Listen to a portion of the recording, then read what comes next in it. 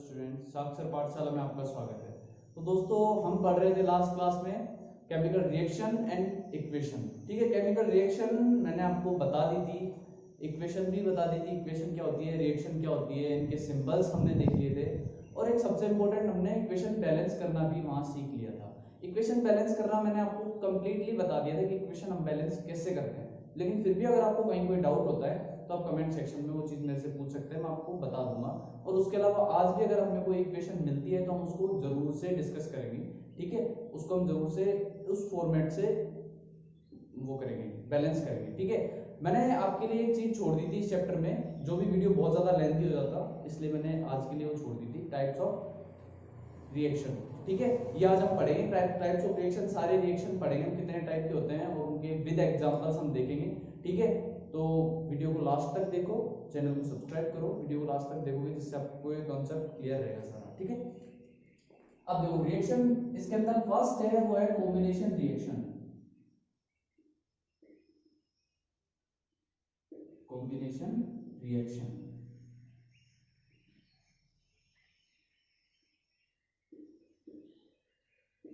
Combination reaction. अब देखो combination reaction नाम से ही समझ में आ रहा है कि कंबाइन होना।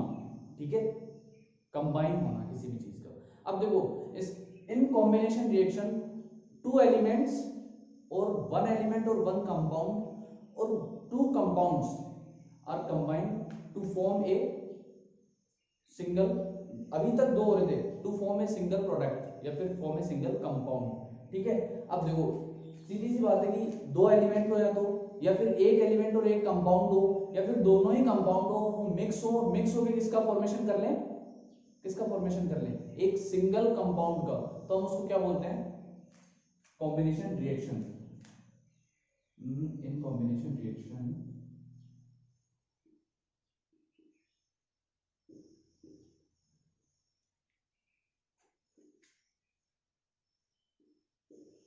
in combination reaction two elements or one element and one compound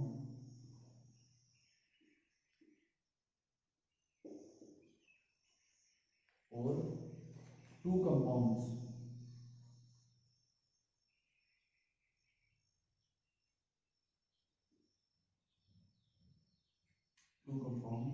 are combined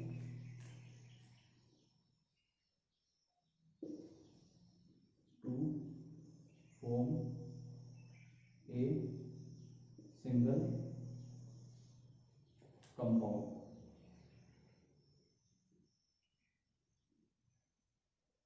आप ये चीज समझ गए होंगे जो मैंने आपके सामने लिखी है कि कॉम्बिनेशन रिएक्शन के अंदर दो एलिमेंट या फिर एक एलिमेंट, एक कंपाउंड या फिर दोनों ही कंपाउंड कंबाइन होंगे और उसके बाद एक सिंगल कंपाउंड का फॉर्मेशन करेंगे। अब इसके बाद मैं आपके लिए एग्जांपल, जैसे मान लो ए कोई एक एलिमेंट है, बी कोई एक एलिमेंट है और ये मिक्स हुए, कंपाउंड भी हो सकते हैं, और उसके बाद ए बी का फॉर्मेशन करते हैं।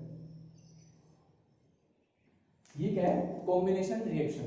ठीक है, कॉम्बिनेशन रिएक्शन आपको समझ में आ गई होगी। अब इसके हम एग्जांपल्स भी देख लेते हैं। एग्जांपल में देखो H2 प्लस O2, इसका फॉर्मेशन हो गया H2 होगा।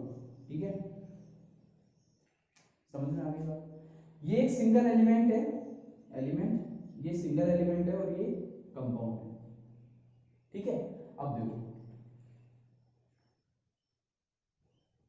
नोट्स बनाते हुए चलिए कंटिन्यूअसली। ठीक है, जिससे आपको सारी चीजें क्लियर रहे और बढ़ते चले आए। इसके बाद में कार्बन मोनोऑक्साइड प्लस ऑक्सीजन, किसका फॉर्मेशन हो गया, कार्बन डाइऑक्साइड। उसको बैलेंस कर दो, हो गया बैलेंस। ये चीज आपको समझ में आ गई होगी। ये कंपाउंड है, ये क्या है, एलिमेंट है, और ये क्या है, कंपाउंड है। ठीक है, आपको मैंने दो एग्जांपल दिए हैं, दोनों एग्जांपल्स भी आपको समझ में आ गए होंगे कि दोनों एग्जांपल्स क्या कहना चाह रहे हैं और क्या बन रहा है। ठीक है, ये हमारी थी कॉम्बिनेशन रिएक्शन। पहला टाइप था रिएक्शन का जो मैंने आपको एक्सप्लेन कर दिया है, ये आपको समझ में आ गया होगा। अब हम चलते हैं नेक्स्ट टाइप पे। नेक्स्ट टाइप कौन सा होता है रिएक्शन का, वो हम देखते हैं। ठीक है, आप इनको साथ के साथ इनके नोट्स तैयार करते जाइए, मैं भी डाउट अगर आपको आता है तो आप जरूर से पूछिएगा, ठीक है। अब देखो फर्स्ट हो गया हमारा कॉम्बिनेशन, सेकंड होगा decomposition.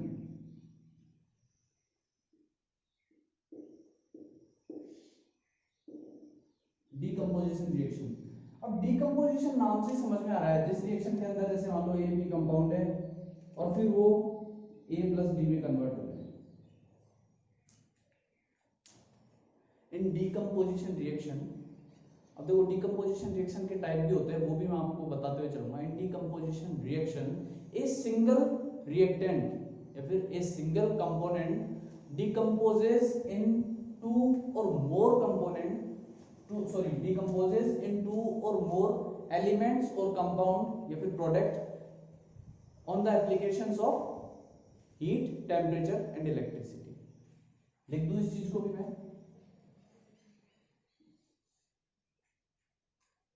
in decomposition reaction a single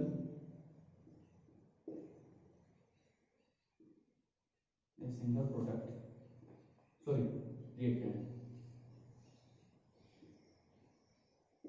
a single reactant decomposes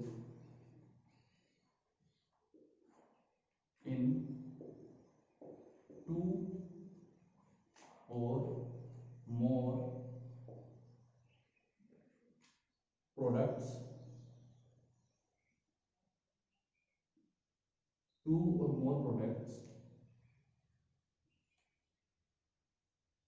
on the application of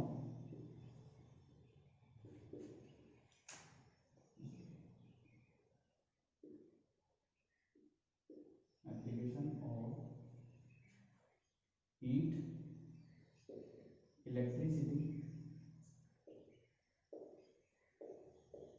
and heat और लगाना है, ठीक है, और हीट, इलेक्ट्रिसिटी और, अब देखो तीन चीजें होती है, एक तो या तो हीट होगी तब डिकम्पोज होगा, एक इलेक्ट्रिसिटी होगी तब तब डिकम्पोज होगा, और एक लाइट। इन तीनों कंडीशंस में डिकम्पोज होगा। अब देखो इस इक्वेशन के इस बेस पे हीट, इलेक्ट्रिसिटी और लाइट, इसके बेस पे 3 टाइप्स होते हैं, और वो 3 टाइप्स कौन कौन से होते हैं?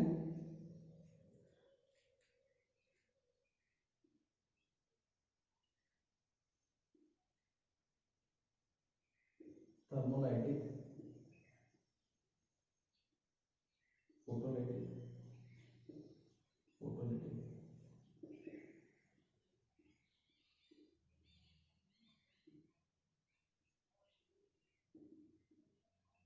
ठीक है, ये 3 टाइप्स होते हैं। अब देखो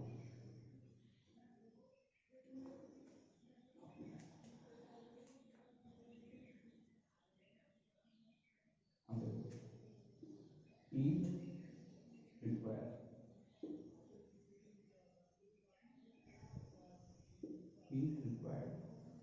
ठीक है।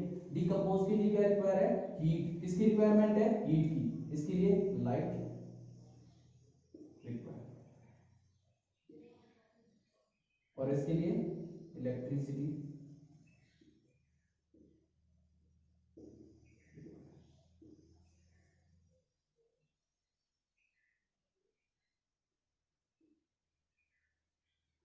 अब देखो तीनों टाइप की रिएक्शंस हैं, और तीनों मतलब इसके 3 टाइप्स होते हैं डिकम्पोजिशन रिएक्शन के, थर्मोलाइटिक डिकम्पोजिशन, फोटोलाइटिक और इलेक्ट्रोलाइटिक। अब देखो इनके अंदर जो फर्स्ट वाली है उसके अंदर हीट की रिक्वायरमेंट होगी, सेकंड वाली में लाइट की, और थर्ड वाली में इलेक्ट्रिसिटी की। अब देखो तीनों के एक एग्जांपल ले लेते हैं अपन, इनके एग्जांपल्स क्या होते हैं। फर्स्ट वाले का एग्जांपल लेंगे कि जिसके अंदर हीट की नीड होती हो, तो हीट की नीड किसमें होती है? एग्जांपल ले लिया हमने HgO। HgO क्या होता है? Mercuric oxide.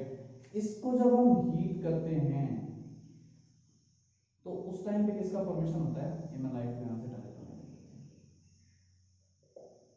तो उस टाइम एक तो Hg प्लस O2, समझ रहे हो? ये थी फर्स्ट वाली, ठीक है। सेकंड वाले की है फोटोलिटिक, मतलब लाइट की नीड होगी। अब लाइट की नीड किसके अंदर होती है? अच्छा तो इसका भी देखते हैं example, AgCl Ag plus Cl 2AgCl, ठीक है।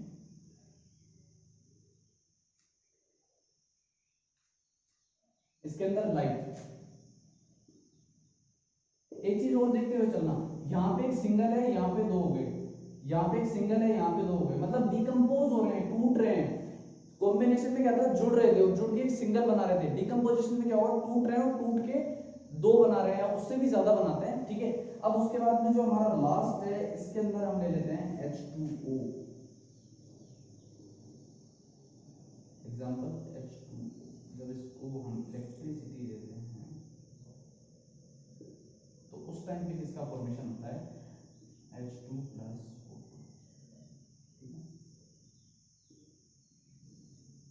देखो एक चीज देखी होगी आपने, जब हम रोड लगाते हैं पानी के अंदर गर्म करने के लिए रोड लगाते हैं ना, तो उस पे बुलबुले से जम जाते हैं साइड में, उस रोड के चारों तरफ बुलबुले से जम जाते हैं। तो बुलबुले क्या होते हैं, वो एक्चुअल में उसके अंदर जो वाटर होता है ना, वो H2 और O2 में कन्वर्ट होने लग जाता है, ब्रेक डाउन होने लग जाता है, इलेक्ट्रिसिटी जैसे करंट जाता है ना, तो उस टाइम पे तो वो बुलबुले किसके बनते हैं, ऑक्सीजन के वो बुलबुले बनते हैं, ठीक है। आपको ये वाली चीज समझ में आ गई होगी। तीनों जो टाइप्स है इसके, वो तीनों टाइप भी समझ में आ गए होंगे, किसके लिए लाइट की नीड है, किसके लिए इलेक्ट्रिसिटी की और किसके लिए हीट की।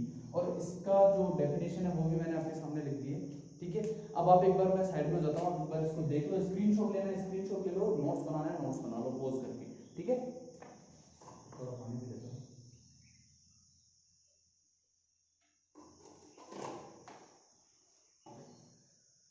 भाई गर्मी बहुत तेज हो रही है, गर्मी से बच के रहो, तो कोरोना मार रहा है और ऊपर से गर्मी।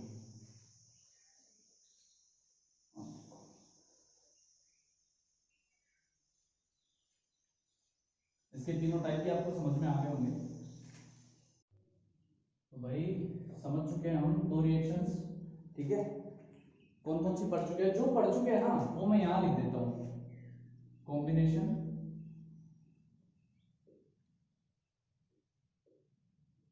ठीक है, और दूसरा displacement, sorry decomposition.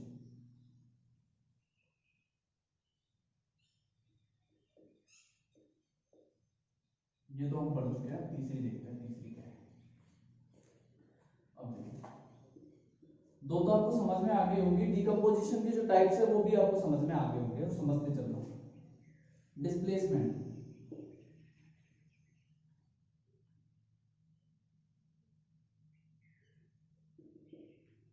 Displacement reaction. अब देखो डिस्प्लेसमेंट रिएक्शन नाम से ही समझ में आ रहा है।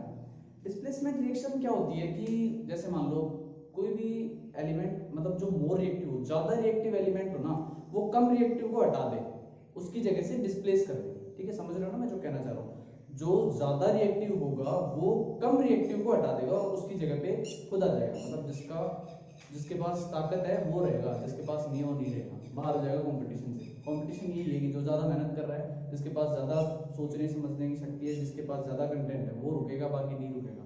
यही यार यहाँ पे जो ज्यादा रिएक्टिव है वो रुकेगा, जो नहीं है वो हट जाएगा, ठीक है। अब देखो इसकी क्या होगी, more reactive element displace less reactive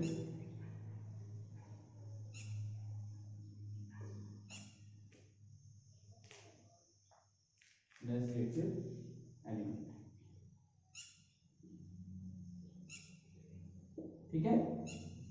more reactive element displace less reactive element. For example अब देखो, एक ए है, एक बी सी है। अब बी सी में बी जो है ना, वो बेचारा भोला इंसान है, ठीक है, मेरे जैसा। और जो एक है ना, वो ए है ना, वो बहुत ज्यादा समझदार है, थोड़ा स्मार्ट है, ठीक है। तो स्मार्ट का तो जमाना ही है भाई, सारा जमाना स्मार्ट का ही है, बोले तो रही कहाँ के, कम पड़ गए वैसे ही।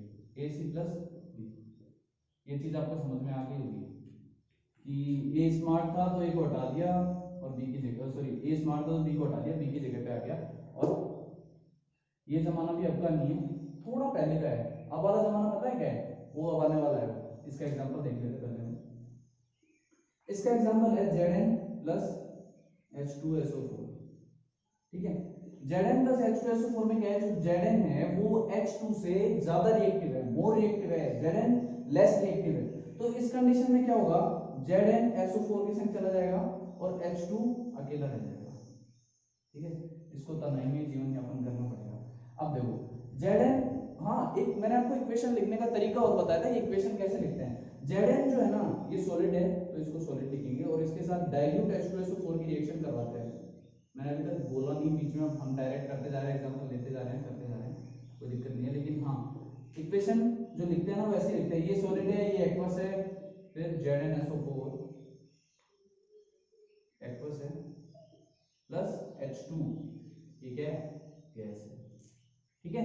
ये इक्वेशन हमारी कंप्लीट इक्वेशन है, स्क्रीनशॉट ले लीजिए, देख लीजिए, ठीक है।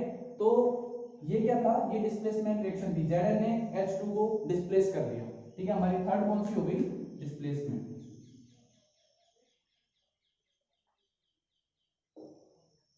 डिस्प्लेसमेंट। अब हम देखेंगे नेक्स्ट रिएक्शन। मजा आ रहा होगा आपको पढ़ने में, नहीं आ रहा तो लेने की कोशिश करो, जब तक मजा नहीं लोगे ना तब तक बात बनेगी नहीं। एक एक रिएक्शन का इंटरेस्ट लो कि रिएक्शन हो कैसे रही है, जुड़ कैसे रहे हैं, एक दूसरे से हट कैसे रहे हैं, ठीक है, इसकी हिम्मत कैसे हो रही है इतना सब कुछ करने की। फोर्थ डबल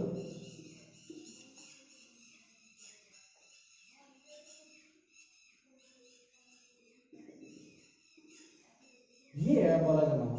अभी जो पढ़ रहे थे ना, अभी जो हम डिस्प्लेसमेंट में पढ़ रहे थे वो तो था थोड़ा पहले का, हाँ ठीक है, एक थोड़ा स्मार्ट था तो दूसरे को हटा दिया, ये अब वाला है, ठीक है, जो अब हमें नेक्स्ट होना है ऐसा बिल्कुल, ठीक है। इसके अंदर क्या होता है, डबल डिस्प्लेसमेंट में दोनों एलिमेंट्स एक्सचेंज हो जाते हैं, ठीक है।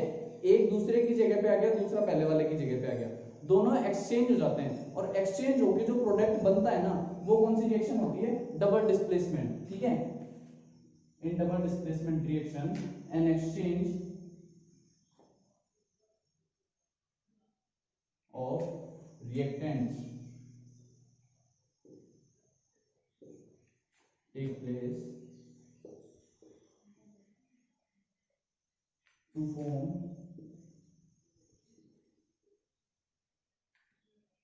a product, ठीक है। अब देखो ये रिएक्शन है, अब इसको हम एक बार वही इसका फॉर्मूला टाइप बना लेते हैं एग्जांपल के लिए, AB प्लस CD, ठीक है।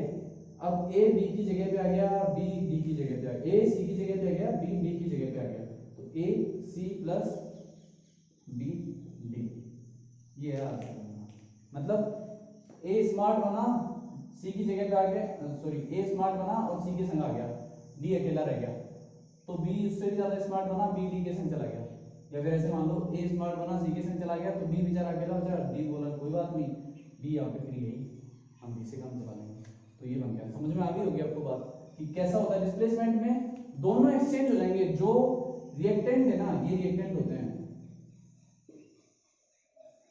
ये रिएक्टेंट है, ये एक्सचेंज हो जाएंगे और उसके बाद में क्या बनेगा, प्रोडक्ट,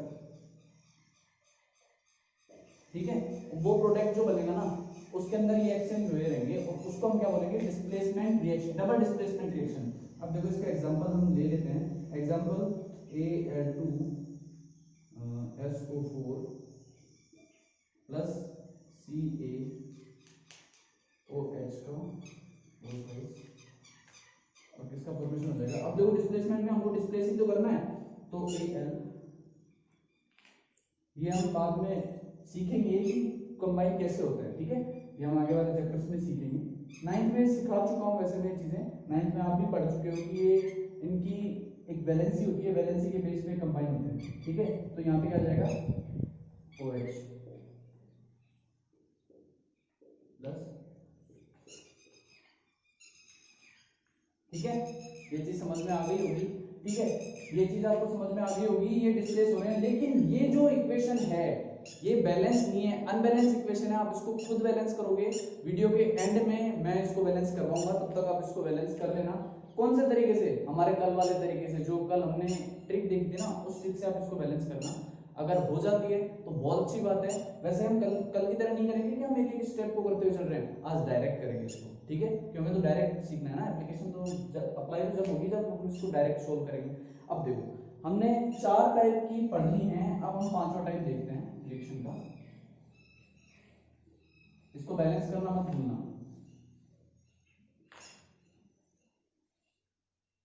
ठीक है, डबल डिस्प्लेसमेंट, ठीक है। 5वां टाइप है रेडॉक्स।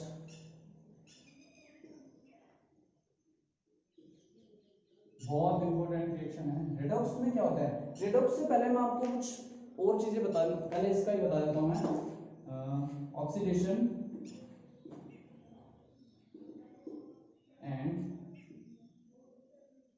रिडक्शन, एक, ठीक है, ये होती है रेडॉक्स रिएक्शन कि जिसके अंदर ऑक्सीडेशन भी होता है और रिडक्शन भी होता है, ठीक है। ऑक्सीडेशन और रिडक्शन क्या होता है, अब आपको ये चीज बतानी जरूरी है, मैं यही बताने वाला था कि ऑक्सीडेशन क्या होता है, रिडक्शन क्या होता है। ऑक्सीडेशन, अब देखो ऑक्सीडेशन नाम से ही समझ में आ रहा है, देखो इसके अंदर gain of oxygen,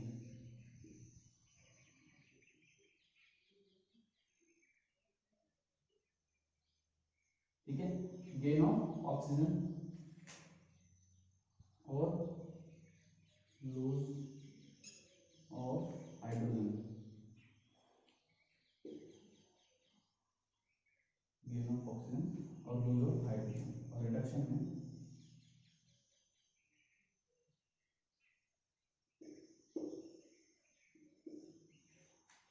gain of hydrogen और लूज ऑफ ऑक्सीजन, ठीक है। ऑक्सीडेशन और रिडक्शन का ये मतलब होता है सीधा सीधा ऑक्सीजन का आना और हाइड्रोजन का जाना।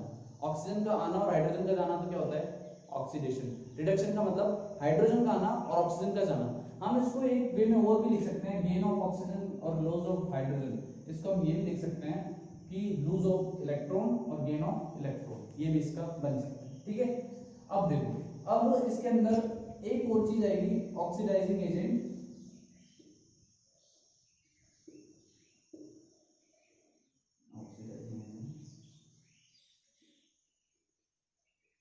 स्पेलिंग्स पे कतई मत जाना, स्पेलिंग्स में सही लिख रहा हूँ गलत लिख रहा हूँ, इस चीज को ध्यान मत देना।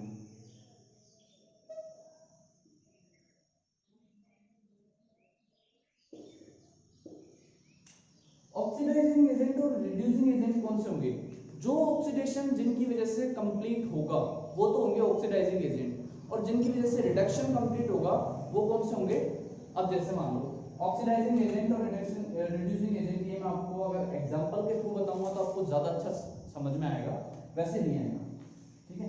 बस आप ध्यान रखो कि हाँ ये भी एजेंट भी होते हैं, क्योंकि एजेंट पूछ लेता है इसके अंदर ऑक्सीडाइजिंग एजेंट क्या है। क्वेश्चन आया था लास्ट ईयर में, आया था कि इसके अंदर ऑक्सीडाइजिंग एजेंट कौन है, और वो एजेंट हमें पता होना चाहिए कि एजेंट का मतलब ये कहना क्या चाह रहा है। उल्टा पूछ लेता है, जिसका रिडक्शन हो रहा होता है ना, वो जिसका ऑक्सीडेशन हो रहा होता है ना, वो एक्चुअल में ऑक्सीडाइजिंग एजेंट होता है, ठीक है। अब देखो एग्जांपल से ही समझ में आएगा।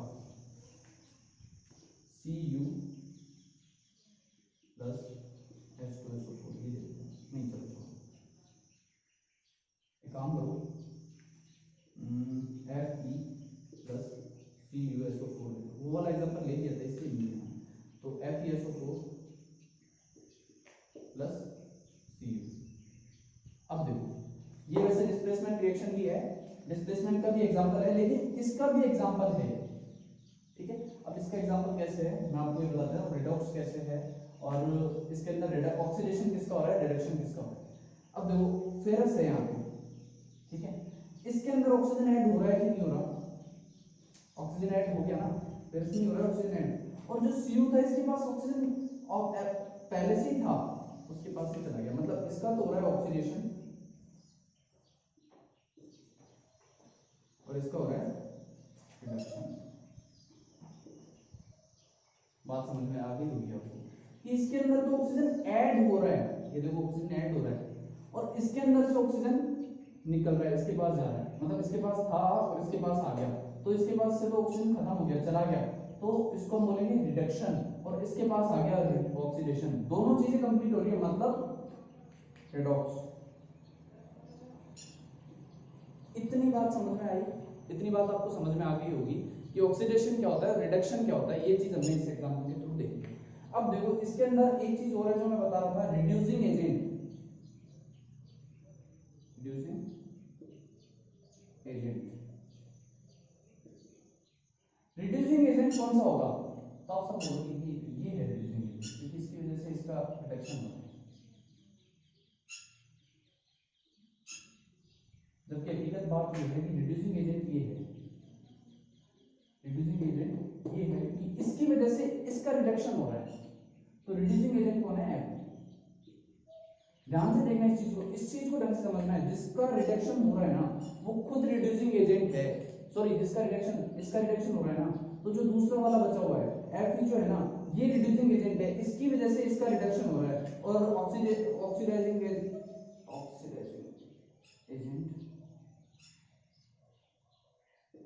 वो होगा CuSO4, क्योंकि इसकी वजह से इसका ऑक्सीडेशन हो रहा है, समझ रहे हो ना, ऑक्सीडेशन किसका हो रहा है, Fe का, और किसकी वजह से हो रहा है, CuSO4 की वजह से, तो ऑक्सीडाइजिंग एजेंट Fe, और CuSO4 का रिडक्शन हो रहा है, और किसकी वजह से हो रहा है, फेरस की वजह से, तो ये कौन सा हो गया, रिड्यूसिंग एजेंट। ये वाली बात आपको पूरी कहानी समझ में आ गई होगी। रिडॉक्स रिएक्शन बहुत इंपॉर्टेंट है, क्वेश्चन बनते हैं इससे, और ऑक्सीडेशन और रिडक्शन जिसके अंदर दोनों चीजें होती हैं वो कौन सी होती है, और रिडॉक्स रिएक्शन। और ऑक्सीडेशन क्या होता है, रिडक्शन क्या होता है, ये भी मैंने आपको बता दिया है, और ये दोनों एजेंट्स भी मैंने आपको इसी के अंदर एक्सप्लेन कर दिए कि दोनों एजेंट क्या होते हैं, क्योंकि एग्जांपल से अच्छे से समझ में आता है बजाय डेफिनेशन की। डेफिनेशन हम देख लेते हैं, लेकिन एग्जांपल देखने के बाद में बातें क्लियर होने लग जाती है कि क्या कहना चाह रहा है ना।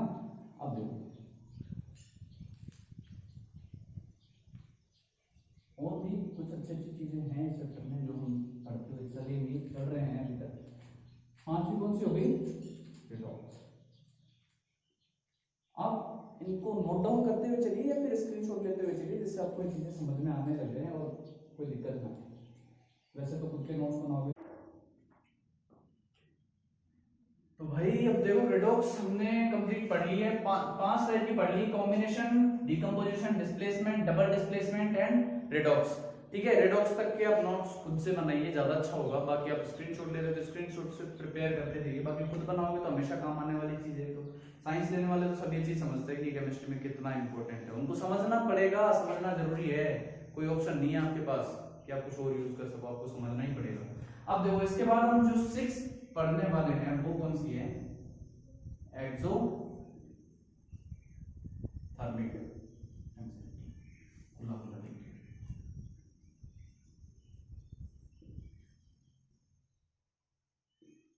Exothermic reaction.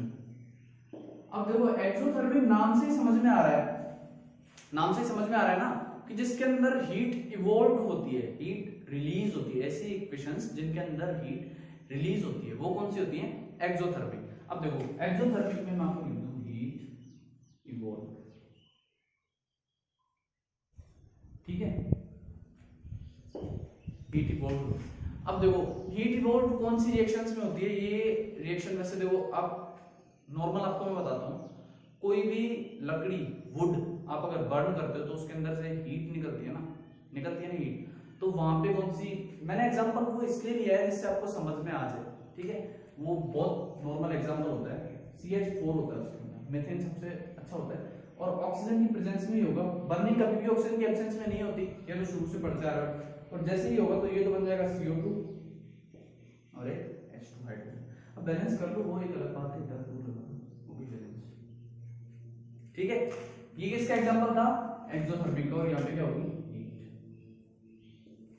हीट हो रही है, इवोल्व हो रही है हीट, ये किसका एग्जांपल है, एक्सोथर्मिक का। अब एक्सोथर्मिक में एक चीज और भी ध्यान रखना कि most of the combination reaction जो भी होती है ना वो सारी एक्सोथर्मिक होती है। इसके अंदर लिखते ना मोस्ट ऑफ कॉम्बिनेशन, सारी नहीं बोल रहा, reaction, most of combination reaction में ये ही होगा। ठीक है, अब देखो एक्सोथर्मिक आपको समझ में आ गई होगी। अब हम इसका एक टाइप और भी देख लेते हैं जो एक्सोथर्मिक जैसा ही है, एक्सोथर्मिक नहीं है लेकिन हाँ थोड़ा थोड़ा इसका उल्टा है। सीधी भाषा में अगर मैं बोलूं तो इसका उल्टा है।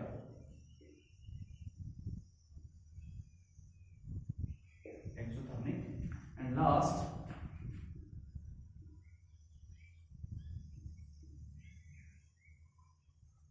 एंडोथर्मिक।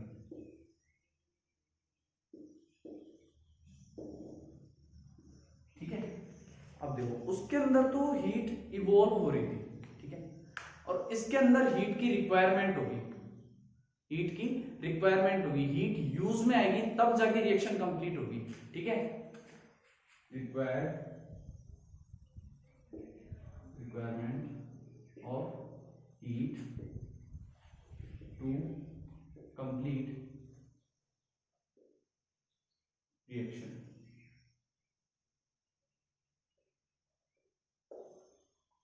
ठीक है, अब देखो हीट की रिक्वायरमेंट कैसे होगी रिएक्शन को कंप्लीट करने के लिए। एग्जांपल से ही अपन इसको भी समझेंगे। एग्जांपल जैसे ले लिया, अब हीट जरूरी नहीं है कि हम किसी चीज को बर्न करके उसको हीट दें, सनलाइट होती है ना उससे भी हमको हीट ही मिलती है, हीट एनर्जी मिलती है। और वो एग्जांपल इसलिए ले रहा हूं क्योंकि वो बहुत कॉमन एग्जांपल है, हम उसको देखते रहते हैं। CO2 प्लस H2O, ठीक है, प्लस सनलाइट। एक बात ध्यान रखना, इनके अंदर किसी न किसी चीज की जरूरत जरूर होगी। यहाँ पे भी हमें प्लांट्स में फोटोसिंथेसिस होता है ना, जब काम में आता है क्लोरोफिल की नीड होती है, लेकिन हम अभी डायरेक्ट रिएक्शन देख रहे हैं तो वो चीज मैं नहीं बता रहा यहाँ पे। C6H12O6 plus 6O2 plus H2O। ठीक है, इसके अंदर देखो सनलाइट है ना, तो सनलाइट का मतलब इसने इससे सनलाइट से क्या लिए, हीट। ठीक है, सनलाइट से क्या यूज किए इसने, हीट यूज में लिए। और ये हमारी कौन सी थी, एंडोथर्मिक। इसमें भी most of the decomposition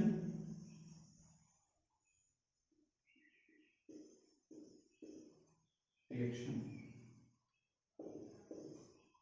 most of decomposition reaction इसी के अंदर आती है, कौन सी में, एंडोथर्मिक रिएक्शन। तो इसको हटा देता हूं मैं, स्क्रीनशॉट लेते रहना, पॉज करके जैसे भी बनाना चाहो, आपकी मर्जी है।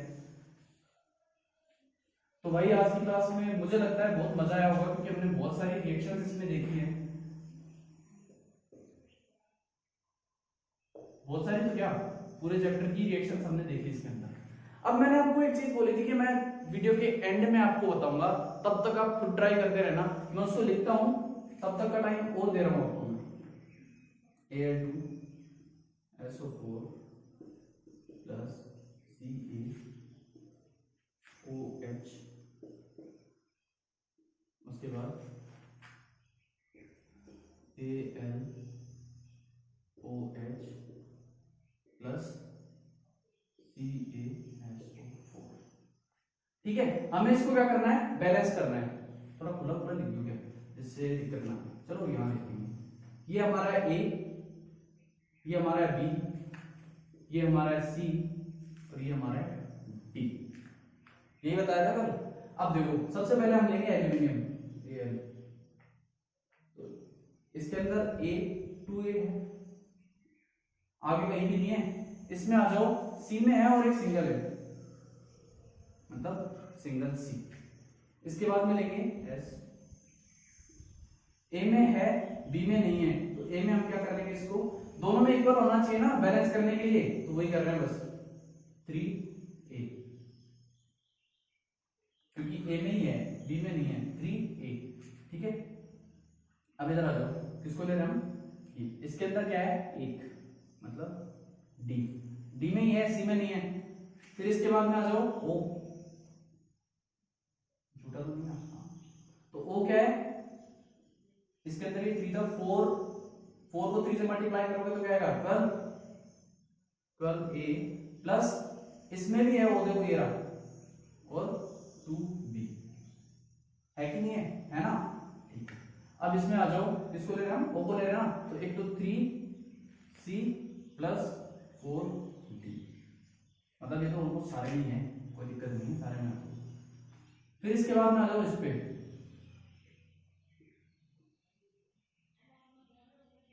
इधर क्या है, इधर तो सिंगल है मतलब b, और इधर आगे ना हाइड्रोजन नहीं है,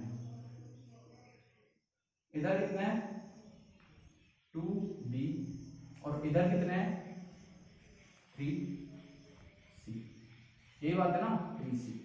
अब देखो सारी चीज समझ देखते हुए चलो कि ठीक है, इधर का भी हो गया और इधर का भी हो गया, ये हाइड्रोजन इधर इससे कितना ही है, ऑक्सीजन सब हमने ले लिए, सारी चीजें एक बार देख लेना, कोई चीज छूटे ना।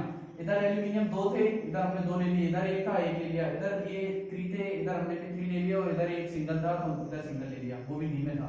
इधर ऑक्सीजन 12 और 2 भी थे, 12 और 2 भी थे, हमने 12 और 2 भी ले लिए, और इधर 3 और 4 थे, 3 और 4 थे, इधर सिंगल सिंगल थे, कौन से, इधर ये भी सिंगल, इधर भी सिंगल, फिर ये लास्ट में ये हो गया। ठीक है, डन।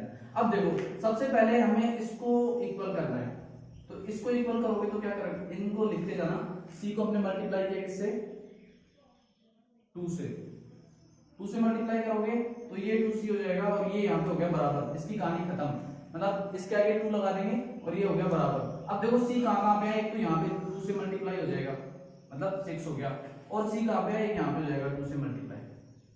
ठीक है, ये चीज होगी। अब इसको यही छोड़ दो, नेक्स्ट पे चलो। अब चाहो तो इसको बराबर कर लो, चाहे इसको बराबर कर लो, जिसको भी बराबर करना चाहो। मैंने बोला था प्लस वाले को हम बाद में छेड़ेंगे, शुरू में हाथ ही नहीं लगाना प्लस वाले को, लास्ट में देखेंगे। ये तो दोनों बराबर है, तो चाहे तो इसको ले लो चाहे इसको ले लो। अगर आप इसको बोलते हो तो हम इसको ले लेते हैं, तो इसको मल्टीप्लाई कर दो 3 से, तो 3 से मल्टीप्लाई करोगे तो हमने डी को किससे मल्टीप्लाई किया, 3 से, तो डी जहां जहां भी है, यहाँ पे डी है तो 3 से मल्टीप्लाई कर दो, यहाँ डी है 3 से मल्टीप्लाई कर दो, और कहीं है नहीं। अब देखो, अब ये अनबैलेंस हो गए, ये पहले से अनबैलेंस था, ये भी अनबैलेंस हो गया, लेकिन ये वाला देखो, अभी पहले सबको बैलेंस कर देते हैं फिर एक साथ देखेंगे। अब इसको बैलेंस कर लो चाहे इसको बैलेंस कर लो, चलो हम इसको बैलेंस कर लेते हैं। इसको बैलेंस करने के लिए हमें बी को क्या करना पड़ेगा, 3 से मल्टीप्लाई करना पड़ेगा, तो बी को करके मल्टीप्लाई 3 से, तो बी को 3 से मल्टीप्लाई किया तो क्या हुआ, ये वाला बी भी 3 से मल्टीप्लाई होगा, ये वाला बी भी 3 से मल्टीप्लाई होगा, और भी है नहीं। अब देखो 2a 2c, ठीक है, 3a